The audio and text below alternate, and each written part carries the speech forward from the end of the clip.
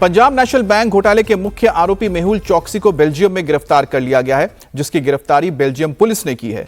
मेहुल चौकसी को भारतीय जांच एजेंसियों ने लोकेट किया, जो साल 2018 में भारत से एंटीगुआ फरार हो गया था। दरअसल भारतीय जांच एजेंसियां पिछले 2 महीने से बेल्जियम एजेंसियों के संपर्क में थी, जहां मेहुल बेल्जियम में कैंसर का इलाज करवाने के लिए पहुंचा था और वहां से वो स्विट्जरलैंड भागने की फिराक में था। हालांकि इससे पहले भारतीय एजेंसियों ने बेल्जियम जांच एजेंसियों को अलर्ट किया और 12 अप्रैल को मेहुल चौकसी गिरफ्तार कर लिया गया। जानकारी के मुताबिक चौकसी ने बेल्जियम में भारत और एंटीगुआ की नागरिकता की बात छिपाई थी और वहीं अब भारत मेहुल के प्रत्यर्पण की मांग करेगा। इससे पहले डोमिनिका में एक बार मेहुल चौकसी पकड़ा जा चुका है, लेकिन 51 दिन जेल में रहने के बाद उसे ब्रिटिश क्वीन की प्रिवी काउंसिल से राहत मिल गई थी। लेकिन अब वो भारतीय एजेंसियों के इंफॉर्मेशन के बाद बेल्जियम की सरकार की ओर से गिरफ्तार किया जा चुका है और उसे अब भारत लाने की तैयारी चल रही है। हमारे साथ बात करने के लिए संवाददाता अभय पराशर जुड़ गए हैं। अभय, इस बारे में और क्या जानकारी है? अब भारतीय एजेंसियां किस तरह से बेल्जियम सरकार के साथ समन्वय बिठाकर मेहुल चौकसी को लाने की तैयारी कर रही है? देखिए अमित, ईडी और सीबीआई दोनों लगातार तलाश कर रही थी मेहुल चौकसी की, और मेहुल चौकसी के बारे में जानकारी मिली थी कि उसने जब वो भारत से 2018 में तकरीबन 14,000 करोड़ का पीएनबी मुंबई बैंक का जो घोटाला था उसे कर वो एंटीगुआ फरार हो गया था। एंटीगुआ में उसने नागरिकता ले ली थी, लेकिन अभी हाल में ही ये जानकारी मिली थी कि 2024 में वो बेल्जियम पहुंचा है अपनी पत्नी प्रीति चौकसी के साथ, और इस बहाने से पहुंचा है कि उसको वहां पर कैंसर का इलाज कराना है। वहां पर उसने अस्पताल के कागज भी बनवाए थे, लेकिन उसने बेल्जियम के अंदर इस बात को छुपाया था कि वो भारत का नागरिक है, उसके पास भारत की नागरिकता है और साथ ही एंटीगुआ की भी नागरिकता है।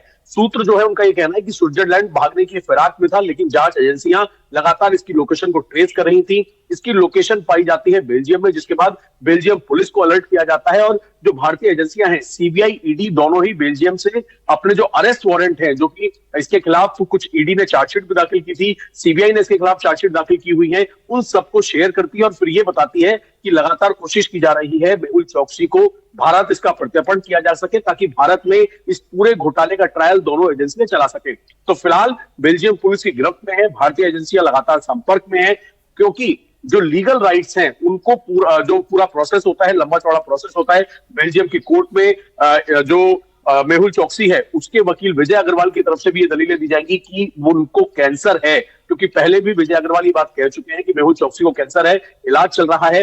कोर्ट आगे किस तरह की प्रोसीडिंग रखता है, क्या एंटीगुआ वापस भेजा जाता है क्योंकि वहां का भी ये नागरिक है, या सीधा भारत भेजा जाता है?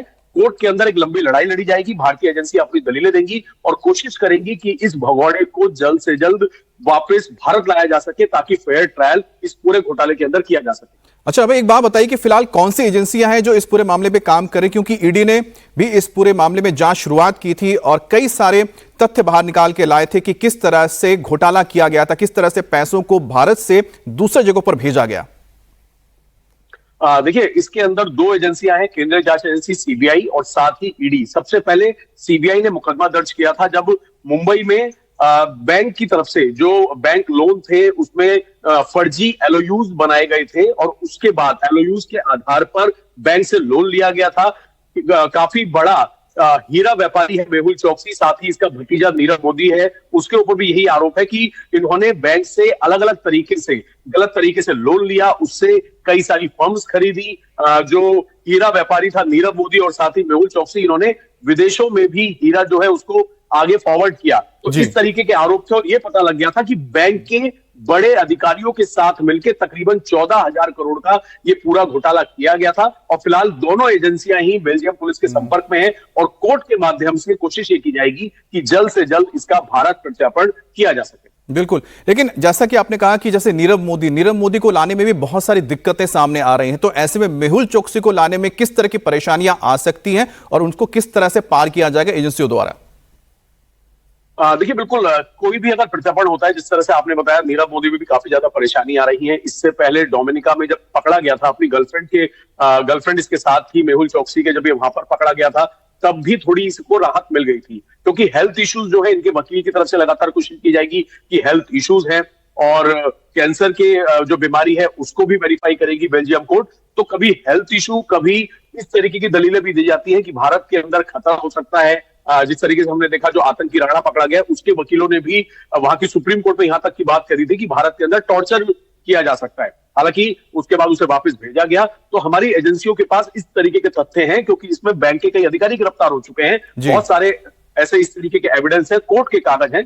तो समय इसमें जरूर लगेगा, क्योंकि लीगल राइट्स है, बेल्जियम की जो कोर्ट है वहां पर पेश किया जाएगा, फिर वहां की जो सुप्रीम कोर्ट होगी, एक लंबी लड़ाई चलेगी। लेकिन एजेंसियों के पास इस तरीके के पुख्ता सबूत है। और मुझे लगता है सबसे बड़ा उदाहरण उसका इस वक्त तहव्वुर राणा है, जिसे काफी मुश्किलों के बाद आखिरकार भारत लाया गया है अमेरिका से। लेकिन इसमें बहुत सारा जो आप जानते हैं विदेश मंत्रालय भी बहुत काम करता है, और जिस तरह से इस वक्त विदेश मंत्रालय एक्टिव है और जिस तरह से वो लगातार दूसरे सरकारों के साथ काम कर रहा है, और हमें थोड़ा इंतजार करना चाहिए। और लगता है कि शायद जैसे कि तहव्वुर राणा लाया गया, उसी तरह से यहां पर मेहुल चोकसी जो कि एक इकोनॉमिक ऑफेंडर है, उसे भी भारत लाया जाएगा। और इस पर हमारी नजर बनी रहेगी। अभय, आपसे बहुत बहुत धन्यवाद। आप लगातार इस पर नजर बना रहे हैं, आपसे अपडेट लेंगे आगे।